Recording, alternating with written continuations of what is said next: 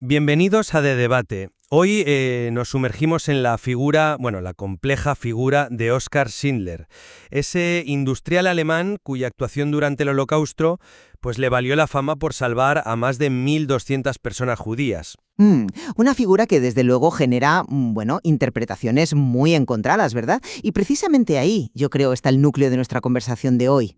¿Estamos realmente ante un héroe? O sea, una persona movida por una compasión genuina, por una elección moral frente al horror nazi. O, por el contrario, fue Schindler un individuo cuyas acciones, que, bueno, indudablemente salvaron vidas, sí, pero emanaron quizá de motivaciones más turbias. Quizás nacidas del oportunismo, calculadas para su propio beneficio, al menos al principio.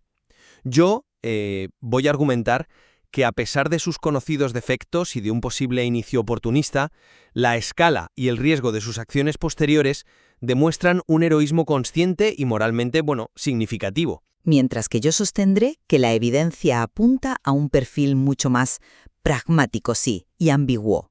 Si bien las consecuencias fueron heroicas para los salvados, claro está, las motivaciones de Schindler parecen ancladas en el oportunismo y la autoconservación inteligente, lo que hace que esa etiqueta de héroe altruista sea, como mínimo, pues, cuestionable. Pues permíteme comenzar entonces estableciendo mi perspectiva.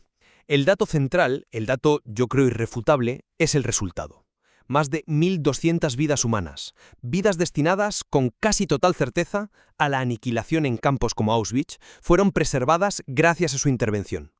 Y esto no fue fruto de la casualidad, implicó asumir un riesgo personal inmenso, día tras día, frente a un régimen, bueno, brutalmente eficiente en su persecución. Supuso también un coste económico considerable, invirtiendo su fortuna en sobornos, en provisiones, en el mantenimiento de sus trabajadores. Su propia justificación, aunque sencilla, esa analogía sobre ayudar a un perro en peligro, diciendo no había otra opción, pues sugiere un reconocimiento básico de la humanidad del otro, un impulso empático que no puede ignorarse, y el reconocimiento internacional lo avala. Justo entre las naciones en Yad Vashem, con un árbol en su honor, la Cruz de Servicios Distinguidos de Alemania, el apoyo constante del Estado de Israel y de los propios supervivientes hasta su muerte, que era miembro del partido nazi, ¿sí? Mujeriego, bebedor, hedonista, también. Pero, lejos de anular su heroísmo, estos defectos yo creo que subrayan la complejidad humana y hacen su eventual transformación, si es que la hubo, aún más notable. La famosa lista de Schindler, no es solo un símbolo, es la prueba material de un esfuerzo sostenido y deliberado. Entiendo la fuerza de ese argumento, el que se basa en el resultado final, en las vidas salvadas, claro. Sin embargo, mi enfoque parte de un análisis un poco más escéptico de su trayectoria y de su carácter inicial. No podemos pasar por alto que era miembro del partido nazi desde 1939. Y hay acusaciones serias, detalladas en una biografía de 2004 que lo señalan como espía para la Abwehr, habiendo colaborado incluso presuntamente en la planificación de la invasión de Polonia. Se trasladó a Cracovia específicamente atraído por las oportunidades de negocio que ofrecía la guerra. Era un especulador en busca de fortuna fácil, pues mediante el trabajo forzado judío, su perfil personal, descrito consistentemente como amoral, hedonista, alcohólico y mujeriego, pues no encaja precisamente con el de un faro moral, digamos. Y aquí yo creo que es fundamental introducir la perspectiva de su esposa, Emily Schindler. Proteger a los judíos fue un subterfugio, o sea, una estrategia calculada para evitar ser enviado al frente ruso, utilizando su innegable carisma para manipular a las autoridades nazis en su beneficio. La biografía que mencioné antes va incluso más lejos. Disputa que él elaborara personalmente la famosa lista y lo califica como una figura perteneciente, cito, al lado oscuro de la historia. Y su vida de posguerra, bueno, refuerza esta imagen de pragmatismo interesado. Fracasos empresariales continuos en Argentina, el abandono de su esposa Emily y su dependencia final de las ayudas de organizaciones judías y una modesta pensión alemana. ¿Dónde quedó esa supuesta nobleza o habilidad fuera del contexto específico que le permitió medrar? La intención inicial, admitida como presuntamente mercantilista, al necesitar mano de obra esencial, proyecta para mí una sombra de duda sobre la pureza de sus motivos posteriores. Veo por qué pones el énfasis en sus defectos y en esas interpretaciones, claro, pero permíteme ofrecerte una perspectiva un poco distinta sobre la evolución de sus motivaciones. A ver, aun aceptando un inicio puramente oportunista, necesitaba trabajadores baratos y esenciales, ¿vale? ¿Explica eso realmente la totalidad de sus acciones posteriores? Estamos hablando de mantener y proteger a 1.200 personas durante años. Trasladarlas de Polonia a Checoslovaquia en condiciones, extremadamente peligrosas.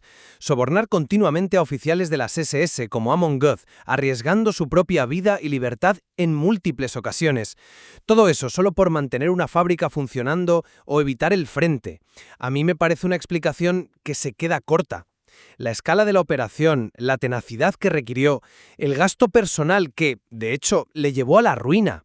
Todo ello sugiere algo más profundo. Quizás esa analogía del perro no fue una justificación a posteriori, sino la expresión de una empatía genuina que se despertó o se consolidó al ser testigo directo de la brutalidad inhumana del Holocausto.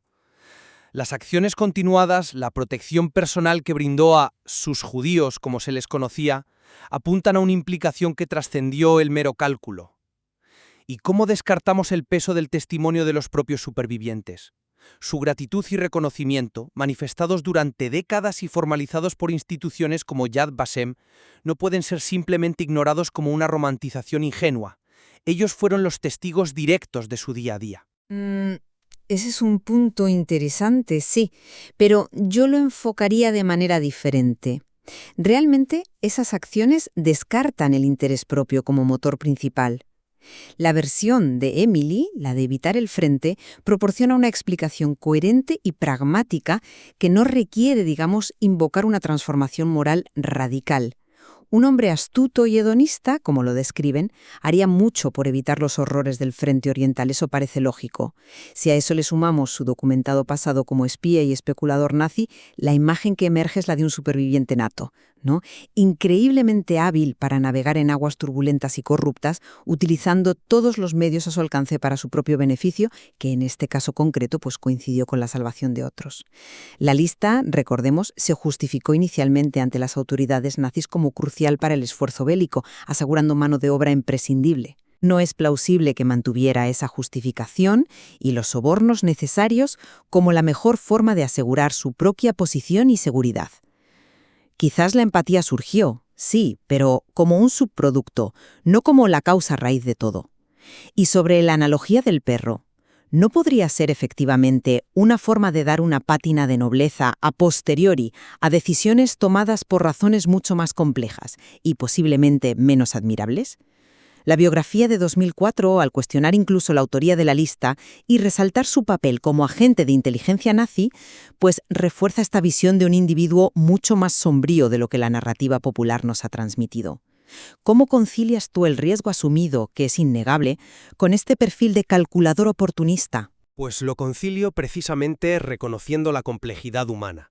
Una complejidad que tú misma señalas, pero que pareces interpretar de forma unívoca hacia el cinismo. A ver, no me convence esa línea de razonamiento porque nos fuerza a elegir entre un santo inmaculado y un villano calculador, cuando la realidad humana y la historia misma está llena de grises. ¿Puede un hombre moralmente ambiguo, con un pasado cuestionable y defectos evidentes, llevar a cabo acciones de un valor moral extraordinario? Mi respuesta es un rotundo sí. De hecho, creo que ahí reside la potencia de la historia de Schindler. Si fuera un santo desde el principio, sería admirable, sí, pero menos sorprendente. Lo extraordinario es precisamente la posibilidad de redención, la capacidad de un individuo así para trascender, aunque sea parcialmente, su propia naturaleza o sus intereses iniciales al enfrentarse a una maldad absoluta. Quizás fueron precisamente sus habilidades, su carisma, su capacidad para la negociación, su falta de escrúpulos para sobornar y manipular dentro del sistema nazi, habilidades quizás desarrolladas de forma poco ética, las que le permitieron lograr lo que un idealista puro no habría conseguido jamás. Usó las herramientas del diablo para hacer el trabajo de un ángel, por así decirlo. Descartar todo como un cálculo a largo plazo me parece que minimiza el peligro real y constante al que se expuso. Hubo momentos en que estuvo a punto de ser descubierto y ejecutado. Eso no es cálculo, eso es riesgo extremo. Lamento disentir, pero no puedo aceptar esa visión sin más matices. Déjame explicar por qué creo que sus defectos no son un añadido anecdótico, sino el núcleo para entender sus acciones. Su amoralidad y oportunismo documentados no son simples imperfecciones en un retrato heroico, podrían ser precisamente el motor que le permitió operar con éxito en el entorno corrupto y brutal del gobierno general de Polonia.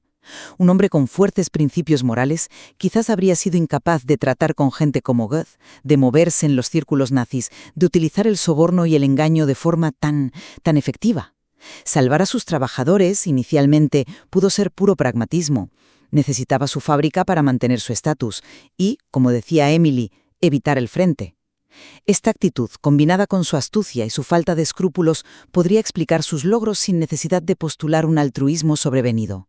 Que la situación evolucionó, es posible. Quizás desarrolló cierto sentido de responsabilidad o incluso afecto por aquellos cuya vida dependía de él. Pero eso no borra la base potencialmente egoísta o amoral de sus acciones iniciales.